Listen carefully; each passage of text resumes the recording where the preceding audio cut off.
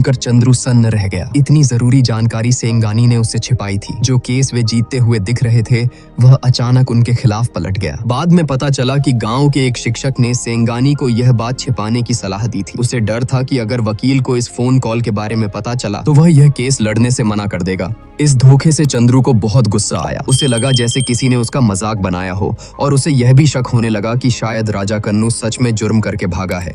उसने गुस्से में केस की फाइलें फाड़ दी और यह मामला छोड़ने का फैसला कर लिया। तभी शिक्षक ने उसे बताया कि राजा कन्नू का भाई तो अनपढ़ है, वह अक्षर तक नहीं पहचानता, तो भला वह फोन कैसे कर सकता था। दोनों के बहुत अनुरोध करने पर चंद्रू ने मामले की जांच जारी रखने का फैसला किया। उसने उस जगह के सारे फोन कॉल रिकॉर्ड निकलवाए और एक एक करके उनकी जांच शुरू की ताकि यह पता चल सके कि भाई ने किस जगह से फोन किया था। आखिरकार उन्हें एक फोन बूथ पर शक हुआ। वे फौरन रात में ही उस जगह के लिए निकल पड़े, लेकिन बूथ का मालिक 1 महीने पुरानी बात को याद नहीं कर पा रहा था। उनके पास आसपास के इलाके में सुराग ढूंढने के अलावा कोई और चारा नहीं था। उस रात सेंगानी ने अपनी गलती के लिए माफी मांगी और चंद्रू ने उनके लिए जो कुछ भी किया था उसके लिए उसका धन्यवाद किया। उसने कहा कि उसके पास सबसे कीमती चीज सिर्फ उसका हार है जो राजा कन्नू ने उसे शादी पर दिया था और वह उसे फीस के तौर पर चंद्रू को देना चाहती है। लेकिन चंद्रू इंसाफ के लिए लड़ने वाला वकील था। वह इस तरह के मामलों के लिए कभी कोई फीस नहीं लेता था। चंद्रू और सेंगानी की मेहनत और लगन ने फोन बूथ के मालिक को बहुत प्रभावित किया। अगली सुनवाई में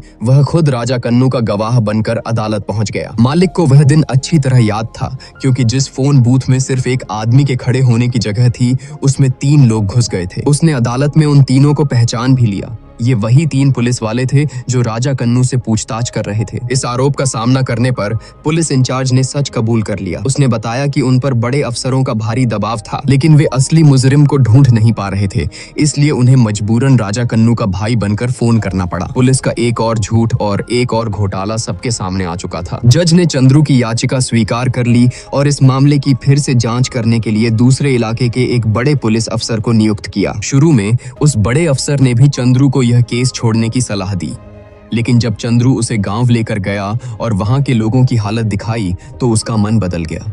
उस गांव के ज्यादातर लोग पुलिस के झूठे मुकदमों और बर्बरता का शिकार हो चुके थे। उन्हें ऐसे जुर्म कबूल करने के लिए पीटा जाता था जो उन्होंने कभी किए ही नहीं थे।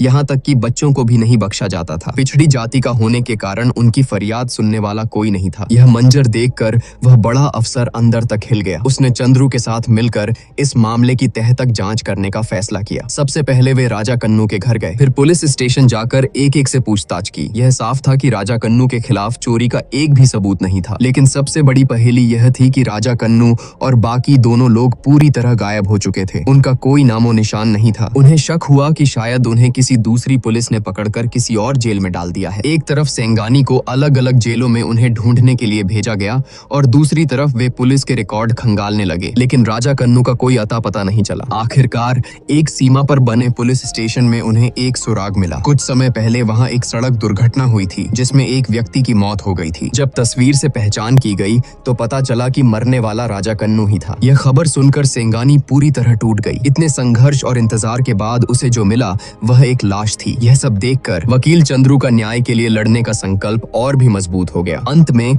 इस मामले में शामिल तीनों पुलिसकर्मियों ने अपने बड़े अफसर के सामने सच उगल दिया। उन्होंने कबूल किया कि वे केस को जल्द से जल्द बंद करने के लिए राजा कन्नू पर अत्याचार कर रहे थे, लेकिन राजा कन्नू किसी भी हाल में झूठा जुर्म कबूल करने को तैयार नहीं था। गुस्से में आकर उन्होंने उसे पीट पीट कर मार डाला। अपना जुर्म छिपाने के लिए उन्होंने राजा कन्नू की लाश को एक गाड़ी में डाला और उसके दोनों भाइयों को भी साथ ले गए ताकि यह कहानी बना सकें कि तीनों जेल से भाग गए हैं। फिर उन्होंने डॉक्टर और दवा की दुकान के मालिक को रिश्वत देकर झूठी गवाही दिलवाई।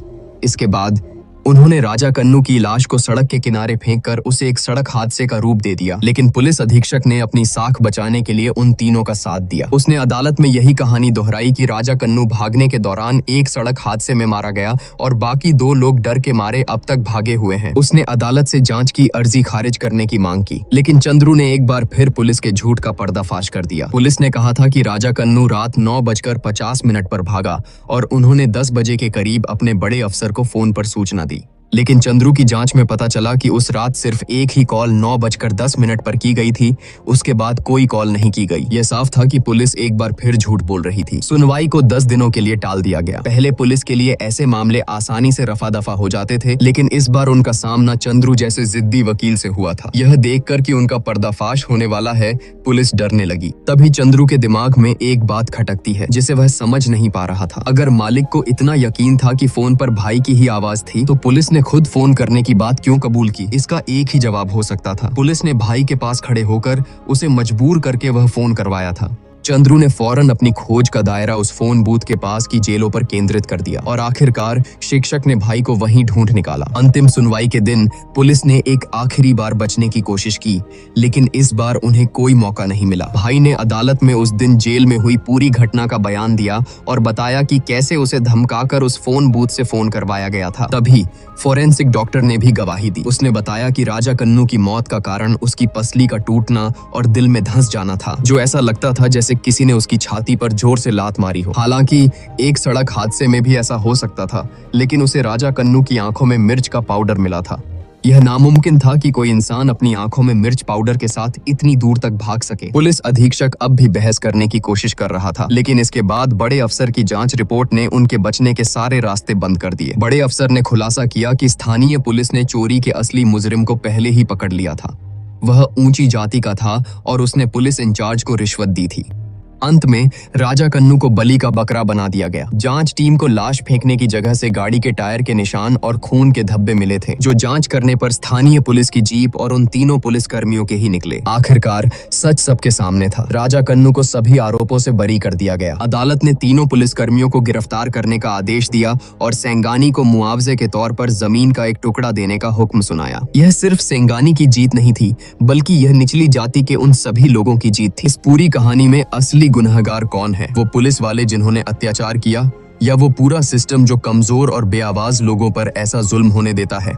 यह कहानी हमें समाज की एक कड़वी सच्चाई दिखाती है। आपको क्या लगता है, क्या आज भी हमारे देश में राजा कन्नू जैसे बेगुनाहों के साथ ऐसा अन्याय होता है? इस कहानी के किस सीन ने आपको सबसे ज्यादा झकझोर कर रख दिया? वो लम्हा कमेंट्स में शेयर कीजिए जिसने आपको सोचने पर मजबूर कर दिया।